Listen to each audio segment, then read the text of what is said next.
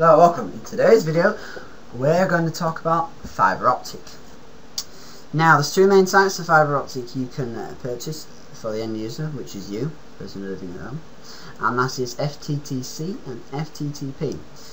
FTTC is more common. It is, you might see these cabinets on the side of streets like that, or that one, or that one, and they're generally connected to a cabinet like that, which has a number on it, such as in this case it's number 14, and it connects to your home via the copper cables that automatically connect to this cab anyway. So for example, if you had a fibre cab here, for example, the copper cables coming out of it will connect into here like that, and your copper cable, for example, there's a line here, it would run off all the way here as well, and basically they would just unjump your line from the telephone exchange line coming into this cab to the fibre cab, and jump it to the fibre cab cable. So basically your half of your line is fibre, the other half is copper, and this is called FTTC, fibre to the cabinet. And the second one is FTTP, which I told you about. That's a bit less common. It's only in certain areas, basically right outside telephone exchanges. They have them, areas where there's close by the exchanges, or certain areas in different parts of the country. And that is fibre to the premises, which is basically fibre optic all the way from the telephone exchange to your house. And that is, you can get speed up to 330 megabits per second, though they are trialling a 1 gigabits per second network, but at the present moment it's just 330. And the difference is, well, fibre optic FTTC can only go up to 80 megabits per second, but that one is mainly down to distance. So for example, if you're say you saw one of these cabinets here, and that is like a long way away from your house, say it's half a mile away, or maybe a bit more, let's give it about 0.8 miles away. So that's around about 1.5 kilometers, let's say, roughly around that. Basically, the speed you will get is around 15 to 18. Now you can easily find out what speeds you're likely to get at which distances according to the ThinkBroadband FTTC. ThinkBroadband, I can't spell it, but never mind. ThinkBroadband FTTC speed. Well, we'll see what happens and see if it comes up with it. No, this might be it. Yes, here it is. Right, basically it tells you the distance to the cabinet. So for example, if you are within 100 meters to your nearest cabinet here, like this, with one of these next to it, or one of these, your speed will be top on it. It'll be 80 to 100. It could go. It's capped at 80, but some people have been able to get above 80 if you're lucky. And it ups, that's how fast you'll be able to get upload. Some people can get faster than that, but it all depends.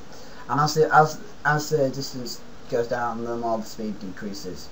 Now I am unlucky. I have a fibre optic, and I am around about 1,000 meters from my local cabinet, and I don't get 24. I get about 23. But that's not bad off that speed estimate there, which seems about perfect for where the distance I am. Even though BT estimate me for 80 for some reason, I ain't quite sure why that is.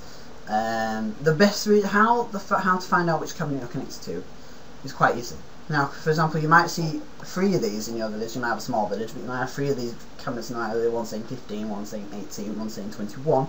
You might not know which one am I connected to. You might think it's just the one closest to your house. Well, not necessarily, because I have one literally about 200 meters from my house, and I'm not connected to that one. I'm connected to the one that's about 1,000 meters from my house.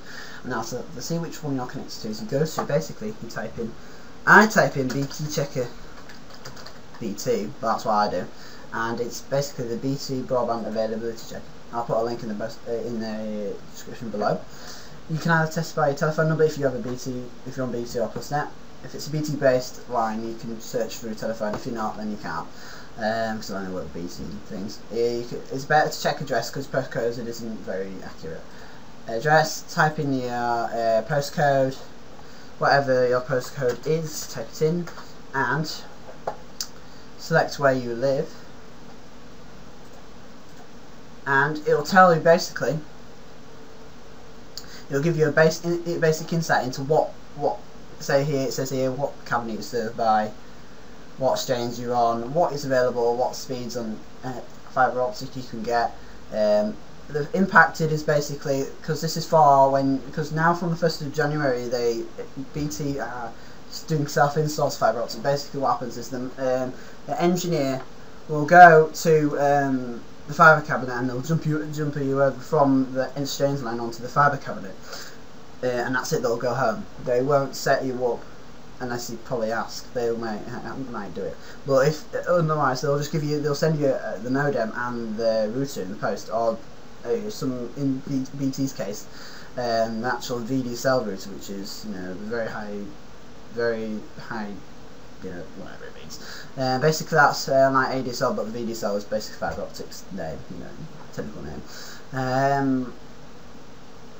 Basically they'll send you a route that comes with a VDSL2 modem or VDSL modem built in, and all you need to do is just plug it in like an ADSL one, like what you do when you've got an ADSL service. And that's just the impacted range. So if you have any problems on your line, you can easily see what speeds you're likely to get. So if you have some sort of wiring issue, your speeds will be between, is most likely going to be between that. Now this is nothing like what mine is estimated is, because I'm estimated for some strange reason now, and I only get 23. So that most people would be saying now, well, you've also got a problem with your line. Well, that isn't the case, because if I go back and I search up someone below me, further down the road, closer to the cabinet, their line is actually got a different look. That's more like it. 26.9 is what is most likely I should be guessing. So, and now I'm saying cabinet, but they're further south than me. What happens is most likely is a cabinet mismatch here, which is what's causing an estimate from the cabinet up the road is causing the estimate for because the cabinet up the road is cabinet 15, and also that's causing a bit of a confusion between my estimate and everybody else's for some reason. But the one further north from my house down, they seem to get a 19, even though theirs is estimated fine, but I don't know. That's just how it is. But as you saw, it also shows the estimates, as you can see here, what your ADSL estimates are. What you've got available. Have you got ADSL Max only, or have you got ADSL 2 Plus? What sort of things, what downstream are you likely to get if you bought this product? What upload are you likely to get? That sort of thing. Basically, this is very useful. It tells you which cabinet it connects to, and then you just go and find that cabinet, and you can if you want to find it. Now, what about ordering it? Well, ordering it is particularly easy. I'd recommend you'd only go to, well, some ISPs are good, some are better than others, but I think the best one overall is Plusnet. I don't have Plusnet, which is kind of ironic, really, but I'm on TalkTalk, which is not brilliant, but they're all right, not bad. Most people complain about them, but I don't see much of a problem. I've been with them for ages, and I've not had a problem with them. So how you do it is you go on the Plusnet website. If you wanted to order it, you then go and find fibre broadband and phone. You would then obviously click on that. You would select which one you want. If you wanted to be up to 38, this is based on your estimate. So if you went on this one and your estimate was only 26.9, there's no point going for up to 76 unless you wanted unlimited monthly usage. And if that is so, then go for the 76, which is what I'd probably go for, but I'll never get 76. I'd only get about the same as what I'm getting now, around 23. And it would never get any higher than that. The highest it's ever been for me is 27, but I was only like for a brief second and then went back to 23, but it's never been higher than that. Well, it's been 25 before, but so average is around 22 to 23, but anyway. So basically all you need to do, so for example if we're going to pick this one, start your order. It's quite simple, but most people know how to do this, but if you don't, this is what you do, is you just enter your landline number and your postcode. So we need to see show you how it's going to work. Basically what will happen is it will show you what's available through that telephone line. So you select the house, your house. Just for your information, all these addresses and stuff of my house is going to be blurred, so you won't be able to find any of this out. This is just so obviously, so it's privacy and stuff like as you probably gather, that's probably what I'd do. So basically what it does, it'll show you what's available, what speeds are most likely going to be estimated, and how long it'll take to switch. They'll send you a router, and 63 is obviously not right, it's around 23 is what you're most likely going to be getting. You know, and that's basically it. That's what you do, and you press continue. Select other bits and pieces you want. If you wanted the Plusnet protected by McAfee one, you can. You can select the fibre extension kit. That's basically if your master socket is somewhere remote in your house, well, not so much remote, but somewhere where there isn't a well, you basically where you don't want it. If you want to move it somewhere around the house, not near the master socket, you can do that, and it's a 30 metre set. It's a 30 metre cable, like that. But it's going to make your internet slower, because obviously the distance is a key factor with fibre FTTC. You know, the further it is away, the slower it's going to be. So you've got to really make it short as possible. I'd recommend you just keep it straight on the master socket if you can. You know, some issues people say basically, well, I'm ordering a fibre optic, but I don't have a plug socket next to the master socket. What do I need to do? Well, basically you can ask BT to move it for you. They will move your master socket when they come to install it and put it best where you think they want you to put it. Don't put it somewhere silly like upstairs if it's been downstairs, because they'd have to go around and rewire everything and it might be a mess. So it's best just to put it back where, you know, keep it somewhere similar where it is, but put it near a plug socket. And such like as well. You can also, if you don't want the router that comes with it, you can select not to have it. You can, you know, you can then save yourself £5.99 plus packaging, which is quite a lot for a router. And you can't select you can't change the contract, unfortunately. Phone, you can change the phone if you want it to put on, if you want the line rental saver, if you want the Plusnet anytime, stuff like that. You know, you can change all your stuff now. If you want to decide you want to change it to unlimited like that, price will change and the contract is still the same, but that's how it works basically. Anyway, so we're going to say, for example, you've seen a fibre optic cabinet up here like this. They've seen the road dig up. This has just appeared out of the blue. What the hell is it? You might not even know what it is. You might just be wondering what the hell this green box is. You might have seen BT around it, but you might not know what it is. Basically, it's just a name, as BT named, street side DSLAM cabs. Street side DSLAM. Basically, what it is it's a fibre optic box, as you know. Basically, the fibre optic cable comes in under it into the cabinet here, and it terminates inside the cab here. And it connects to a DSLAM in here, which is a digital subscriber line multiplexer, which is access multiplexer, sorry, not it's got a missed access in the middle of the L and the M. Basically what that does is it basically kind of controls what speed you're going to get, in a way, if I'm not, correct me, but that's what I'm trying to give a basic insight into what it is basically. So if I get some things wrong, just correct me. Sorry, I keep rambling, it's all in one sentence, but it's not really.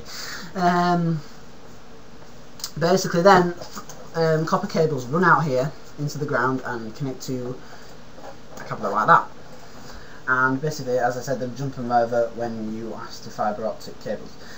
And what happens when well, some people wonder what happens when capacity is reached. So for example, you are on one of these and it says capacity is full currently on this cabinet, and it says it's not available and it's going to be available whenever. What that means is that basically they've run out of line cards or ports inside in the cabinet, and they haven't got any space to connect it up to another one. What they do is they either put some more in if they can fit them. If not, they're going to have to fit another one of these cabs, which is, you know, costly and it's more expensive. So BT prefer not to do that, but if they have to, then they have to, unfortunately. You know, that's basically how that works. So what if you're thinking, am I eligible to get it because, you know, it's available in my area? It's up to you if you want to get it. It's not forced into getting it. Well, it won't be now, but it probably will be before long, because, you know, eventually in a few years, probably by 2020, they'll probably start to think about starting to cut the cord like that, you know, and they'll probably start to think about putting the cord on on ADSL, so basically everybody will have to move on to fibre optic, but that means the whole country will have to be fibre optic enabled, which is going to take a while. And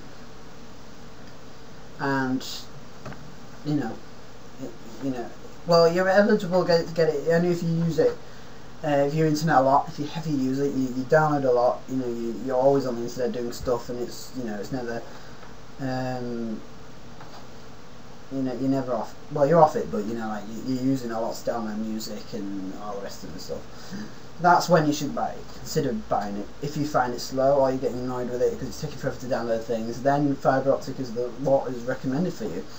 If you are just going to casually use the internet, browse, do a couple of emails, turn the computer off, you're fine with ADSL. There's no point in switching to fibre optic because it's pointless and you're just wasting money. Unless you can find the same price. Some people can. You can get, for example, get 30 quid, pay 30 quid, and you're paying 30 quid for fibre as well at the same time. As well as, well, it was on ADSL, before it was on ADSL, because, some people have. And if that's the case, buy it, even if you don't need it that much, because you're still getting more speed for the price.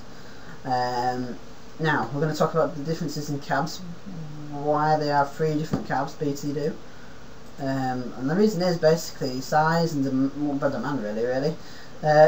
This is a cab which can hold up to 288 lines, so it can serve up to 288 lines of people. And that's in areas where there's a lot of people connected to a cab. For example, if there's only like 128 people, which is in this case how much that one can serve, which is an ECI cab. That one is.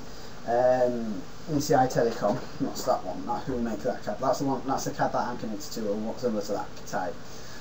Basically, the 128 line port. There'll be 128 ports in there, and you can, that will be on for if your cabinet is the same like that, or if it's a half-size one, which some people have. But imagine that, but with a bit smaller. Basically, if people that haven't got as many lines connected to them, so if the cabinet hasn't got as many lines connected to them, they'd only put one of them on. Or if they're on a cheaper budget, I think ECI will probably be cheaper than Huawei one, so that's probably why most of them in this country are them. But and then this one is a Huawei 128 as well, which can hold up to 128 lines as well, but it's a lot smaller than the ECI, as you can tell. But I don't know why. I think they must be more expensive. That's probably why they don't roll them out as much.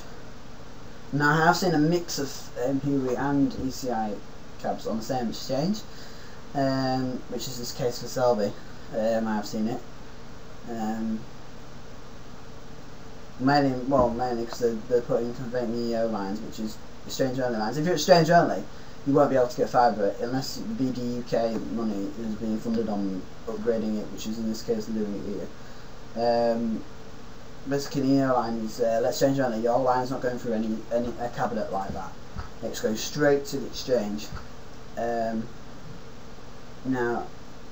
and that will basically mean you have no chance of getting fibre unless the BDUK are planning to put a cab like that next to it, and put a new cab and rearrange all the networking cables into a cab similar to that, but the sheet steel, not in this case an old fibre type cab. Colours for them what they are now. Fiberglass cabs, that's it. And that's what they do. So how do I check? How do you check? You might think, well, I'm in a good area, but how do I know if I'll be able to get fibre optic? Well, first of all, let's check your exchange. You might think to yourself, is my exchange good enough? Can I get fibre optic? Is my first of all, you might, well, because you think, oh, if I I'll try to check now. Well, first of all, best place to check is to check your exchange.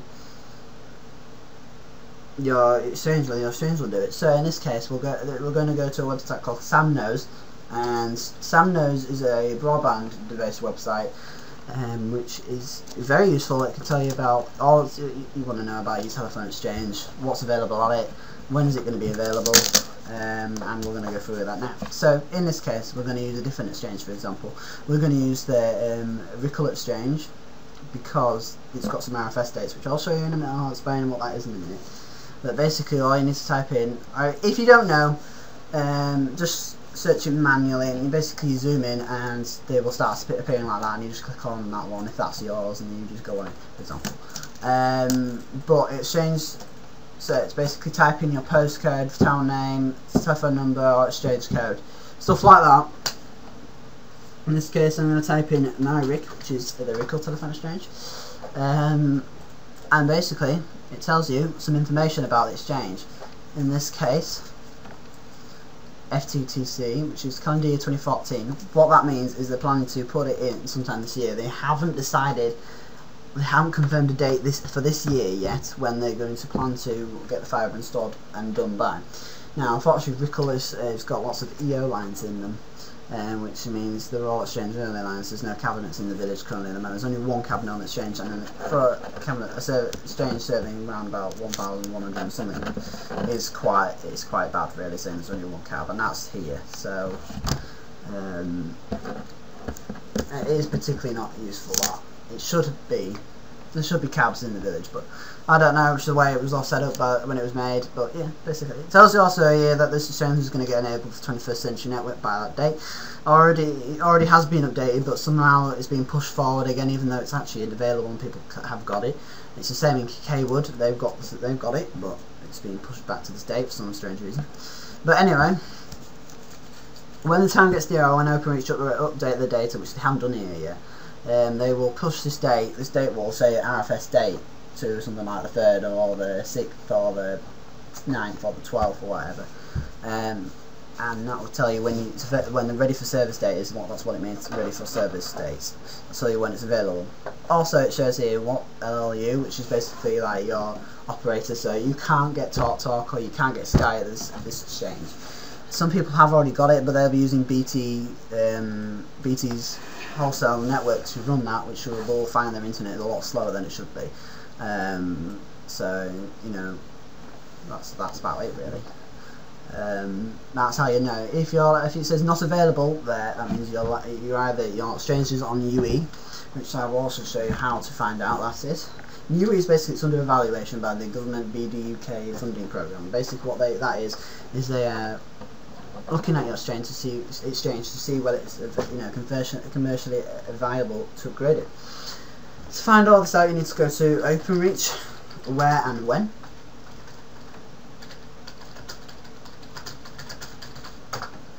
And we need to go to the Highlands of Scotland to find this out, because I do not know any UE ones around where I live anyway. So I don't know the postcode for the Scotland, but I'm sure we'll find it out. So let's just look at some random places. So King UC. So if I find that out, let's see. Find out what their postcode is.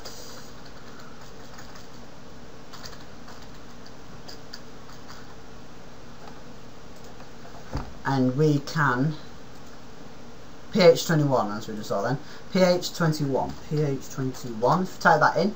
UE, there we go. Basically, this will show you the statuses of all the exchanges in the area.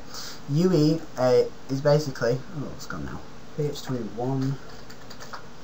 UE is basically under evaluation. It tells you under here what it all means. Accepting orders. This is basically when it tells you your exchange is already available for people to buy fibre optic, but it might not be available at your cab. Now I'm going to why BT don't upgrade cabs sometimes.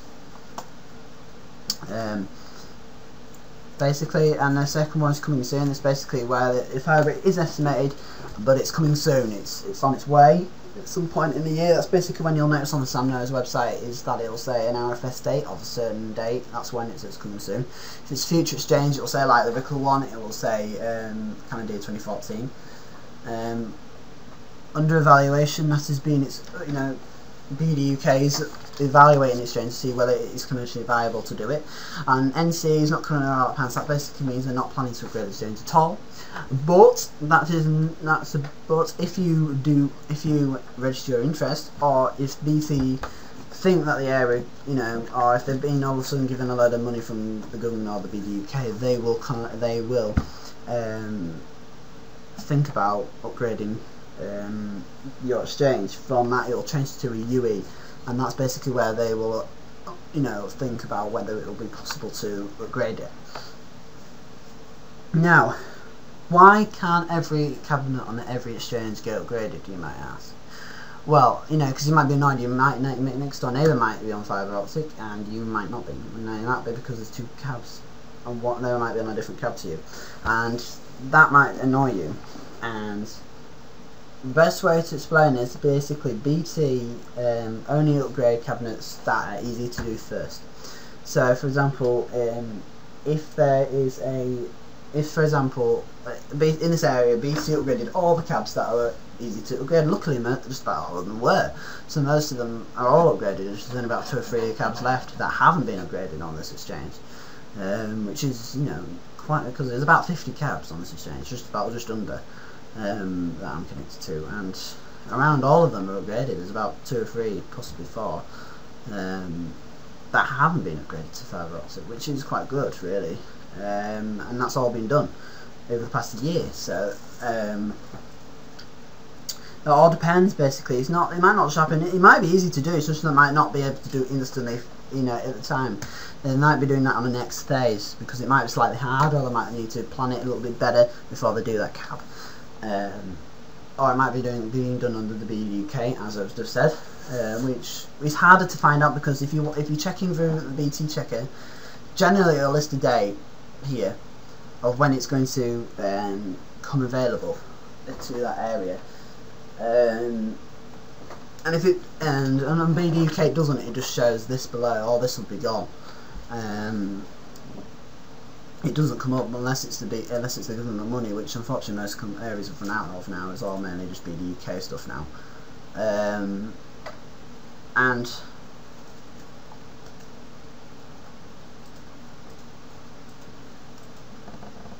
And as I said, BT, and if there isn't anything there, that can take a few months before anything actually appears up here, depicting any updates, you know, any speed estimates. It can take up to 6 months after if it's been done by BDK. It can take a long time before anything in the as they call it, BT, after they've been commissioned. They commission the fabric card. Basically, that's when they get it ready, and they put it through its testing phases and get it make sure it's all ready before it's done for service. And that can take up to 6 months.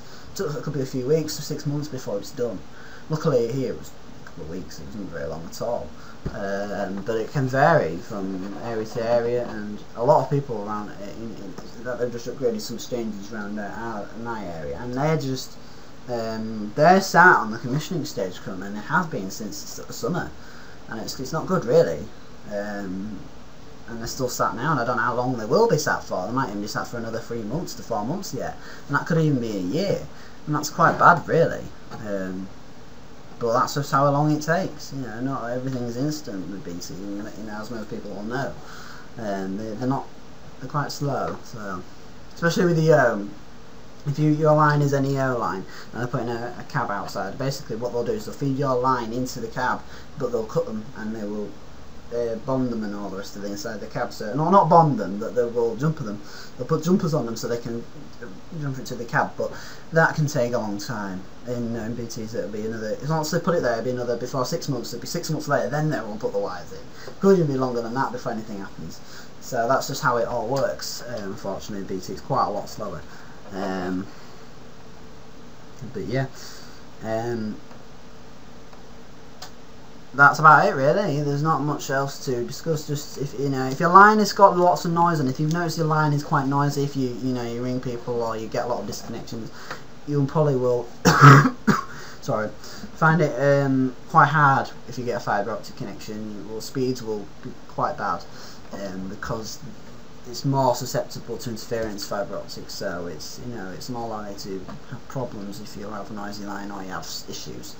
And obviously the distance is a key factor, so if you're a long way away from the cabinet, the slower it's going to be, and such like. And that's about it, really.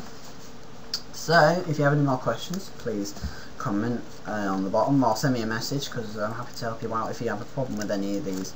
And I'm also going to put links to the Sam Knows and Where and When and the ThinkBroadband forums below, if you would like to know a bit more, and also the BT broadband check if you would like to know a bit more about how what speed you can get. And you know, if you think broadband, if you want to ask on there as well, put some questions on the forums. They're very helpful people. They'll talk to you and they will discuss it. You know, you might even see me chat to you all now as well, possibly. Or if you want to chat to me by personal message, that's fine. That's up to you. So anyway, thank you very much for watching my video on fibre optic. I hope you enjoyed it. Obviously, as always, I'm not open to comments on how to improve my videos, and if so, please comment on how I can. Thank you very much for watching, and see you later.